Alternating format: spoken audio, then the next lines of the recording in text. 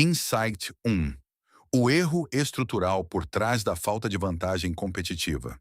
Empresária, empresário, existe um erro silencioso acontecendo dentro da maioria das empresas. E ele não está no esforço, não está na dedicação e, muitas vezes, nem na competência da sua equipe. Ele está na forma como a empresa foi organizada para decidir. As áreas trabalham, os relatórios existem, os números chegam, mas ainda assim, as decisões não se conectam. As áreas analisam, cada uma pela sua lente. Mas desde os anos 80, algo foi mudando na forma como essas leituras chegam à decisão. A lógica financeira foi ganhando peso, não por imposição, mas porque o gestor, progressivamente, foi se acostumando a decidir por esse foco.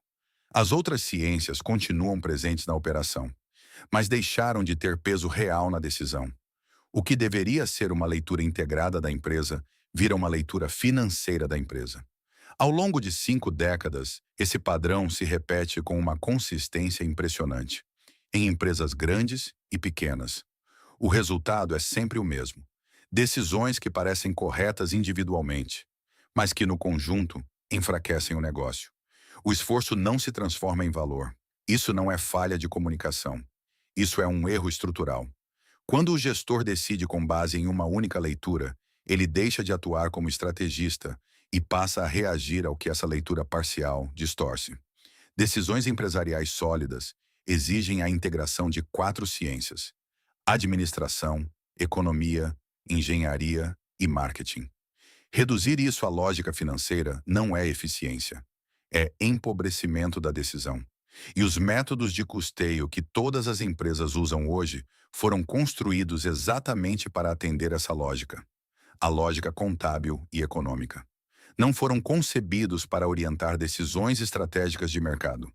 A maioria o faz de forma direta. O restante, mesmo quando não parece, o faz por tabela. O erro, portanto, não começa no preço. Começa no custeio e se acumula na decisão. O problema é visível no curto prazo, mas raramente é interpretado corretamente. E se acumula no longo prazo de forma silenciosa. A pergunta que fica é inevitável: como tomar decisões consistentes se a própria estrutura da empresa fragmenta a realidade?